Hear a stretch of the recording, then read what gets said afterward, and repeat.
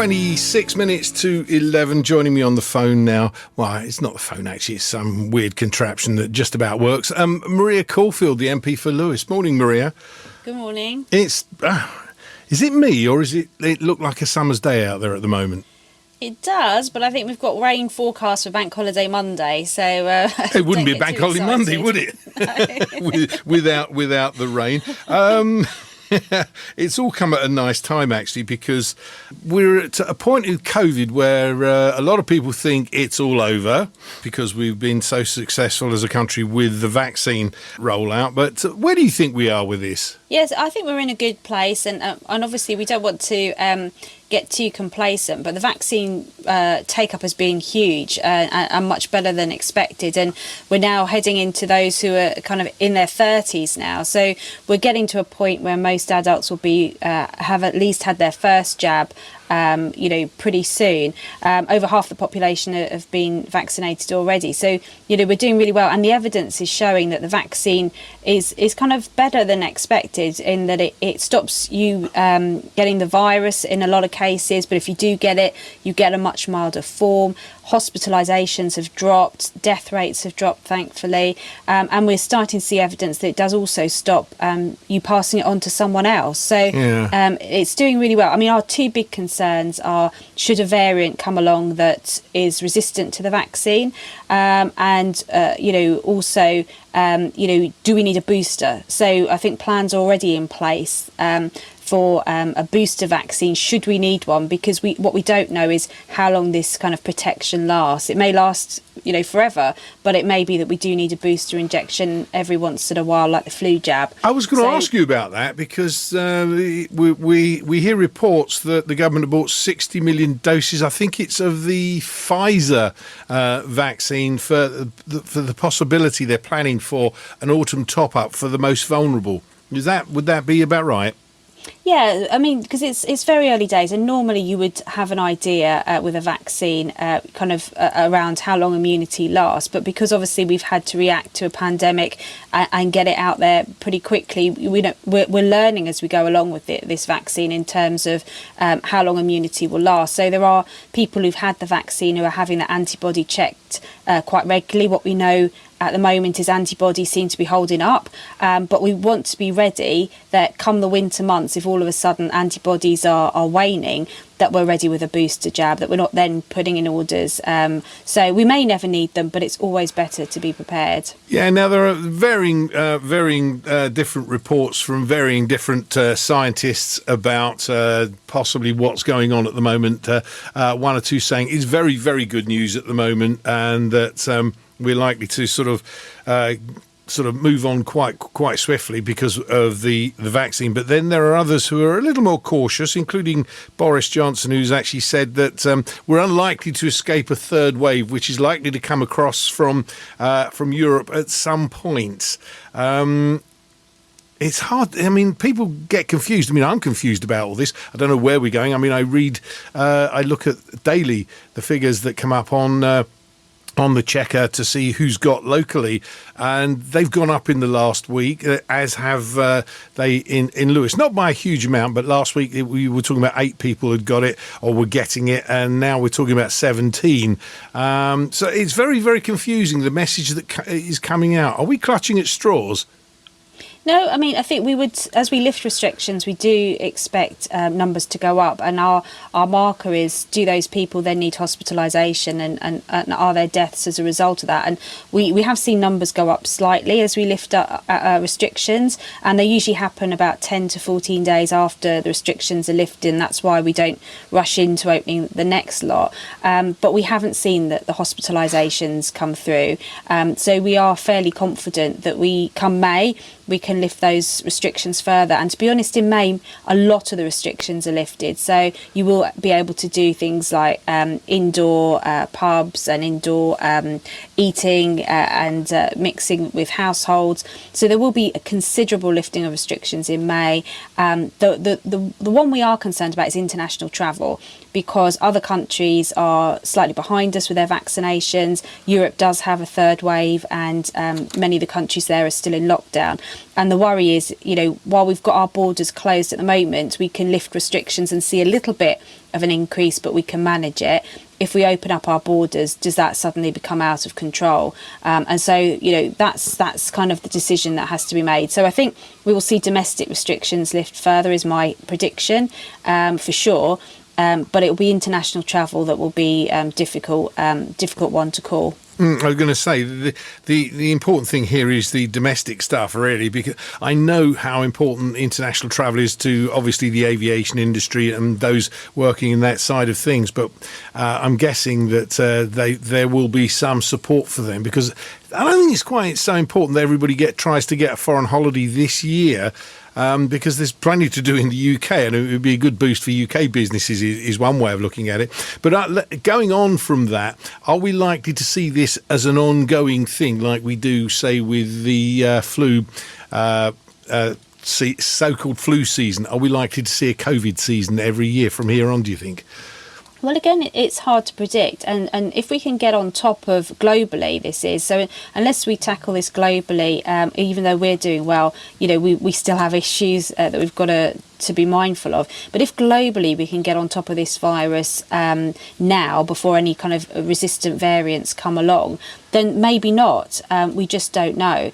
But if we have countries that are having outbreaks and having different outbreaks with kind of aggressive variants, then it may be that every year we see a bit of a spike, and we plan for that. But it's very early days yet, and so far so good. And there's absolutely kind of no reason why we shouldn't be opening up further in May and June as well. So we're in a really good place at the moment.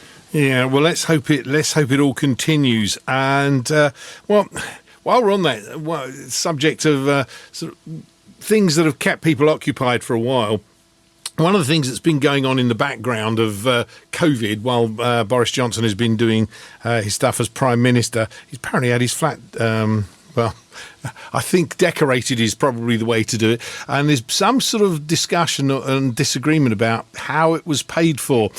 Can you actually put some sense to all of this? Because I don't begin to understand it. The guy's had his kitchen done, or his flat decorated. What's the fuss?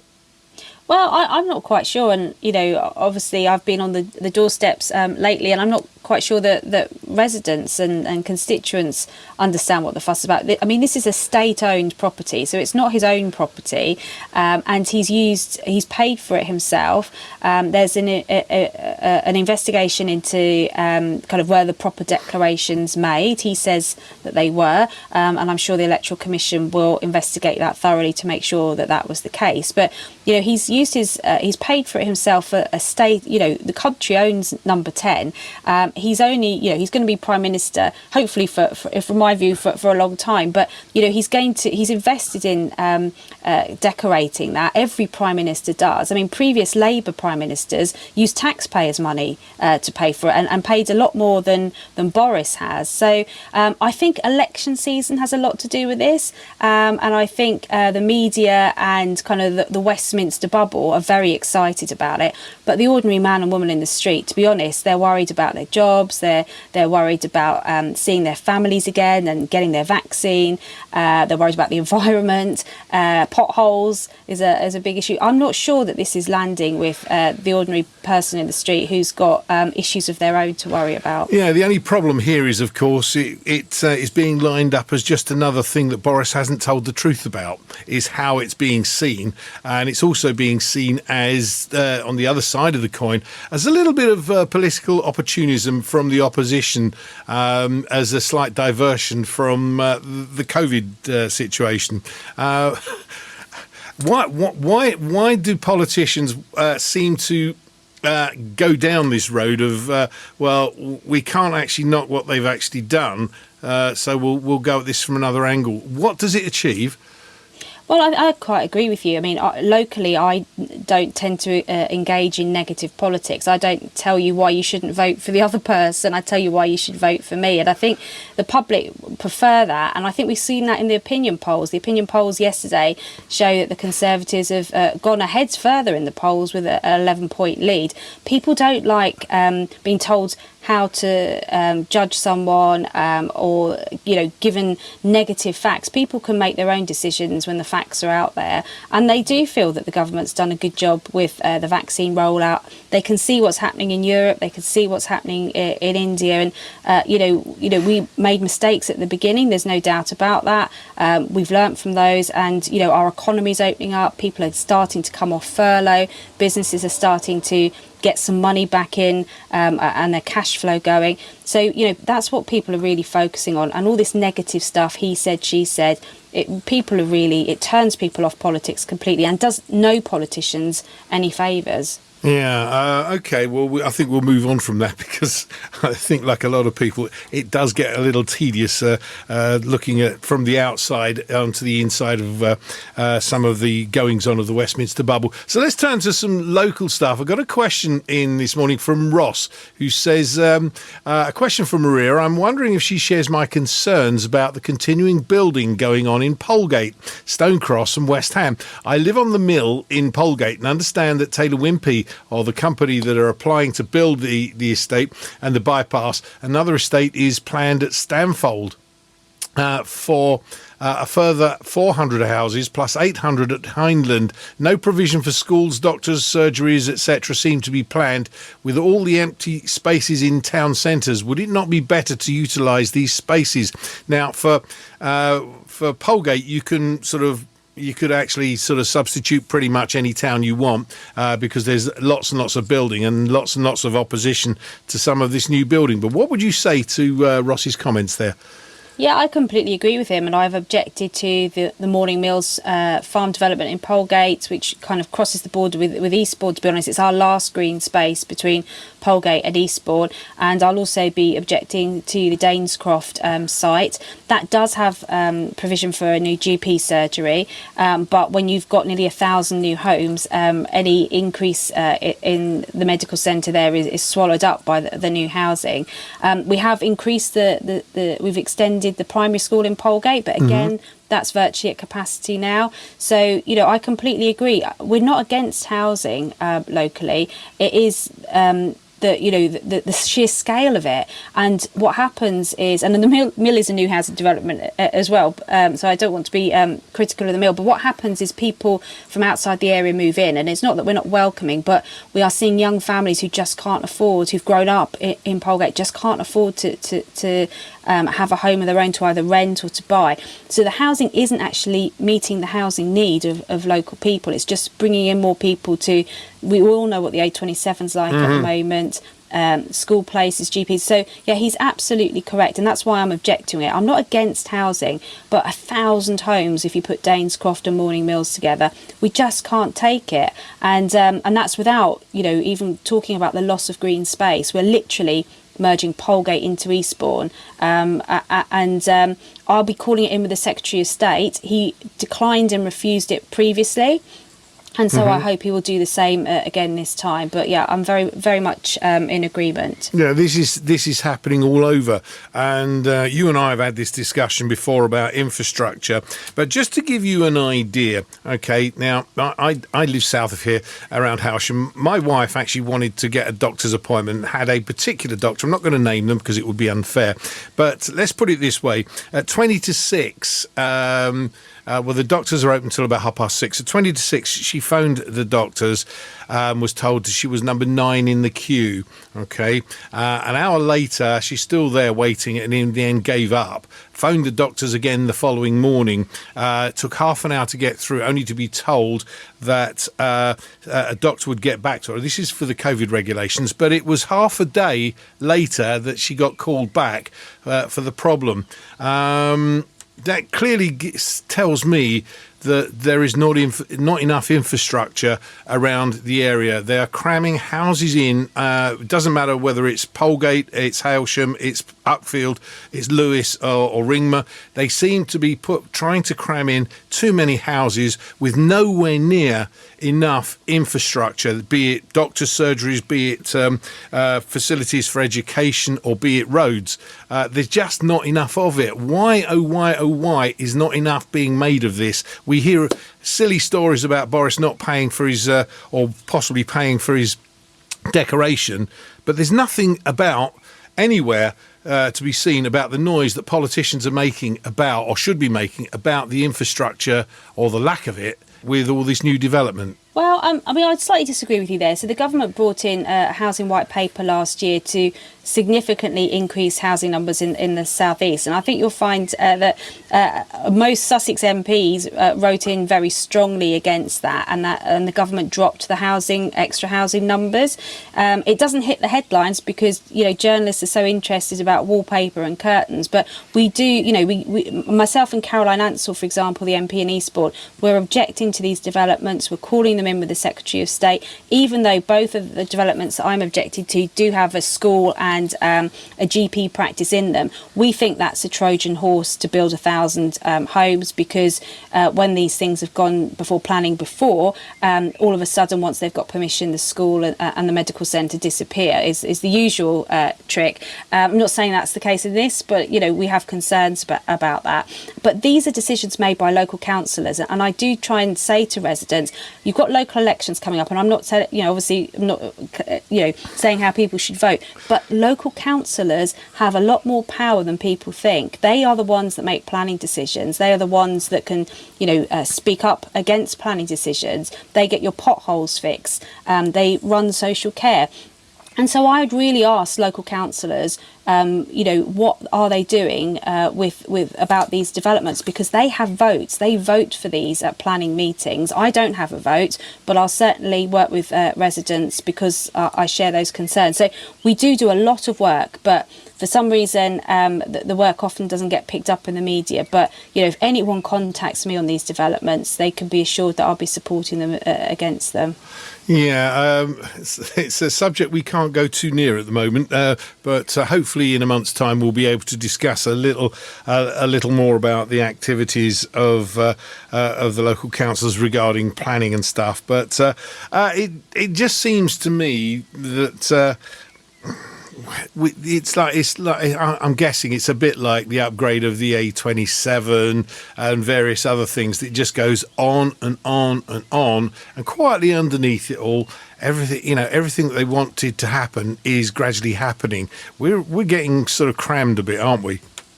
Yeah, we definitely are. And one of the things I would say for Wealdon, so Lewes, has a lot of housing, but not to the scale of the Wealdon district, which is part of my constituency. And the difference is that Wealdon doesn't have a local plan at the moment. And the local plan is a document that sets out where housing can and cannot go.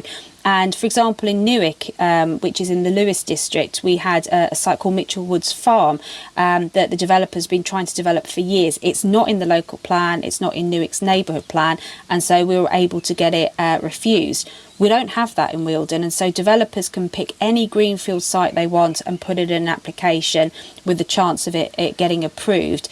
So Wealdon are working on their local plan, but if that was in place, that would give us protection over greenfield sites, because for developers, you talked about the high streets, which is a great point. Developers don't want to touch high streets because they have to knock down buildings, it costs a lot of money, they don't get the volume of housing that they want on a particular site. A greenfield site is quicker, cheaper and easier to do, and that's why they go for them. But we need a local plan in Wealdon as soon as possible, and that will bring some protection then and stop some of this speculative development. What is the situation with some of the in town centre sites or the brownfield sites that you said are probably a little more expensive to develop? Are things going ahead with these things, or are they just being left? Well, the government a couple of years ago made it much easier to go for change of use. So you need permission to, if you go for a shop, to change it to residential, for example. So we've given permitted development rights. We've made change of use far easier. But, developers, they want volume and they want to be able to do it quickly and cheaply. And it does cost more money to convert a shop, say, into flats. And so they don't tend to be targeting those areas. Although for many residents, being in a town centre with good transport links, with shops nearby, is often, preferential. But yes, it's just getting developers to see that there are opportunities on brownfield sites and making it a little bit easier for them. But we have lifted a lot of the restrictions Okay. that were barriers. Yeah, okay. I think we're about there. There's an awful lot of stuff in there, and hopefully, we'll be able to open the conversation up a little bit more in a month's time. But for now, Maria, we're actually done. Catch up with you in a month's time. Thank you. Yeah. Have a good bank holiday. And you. Enjoy. Thank you.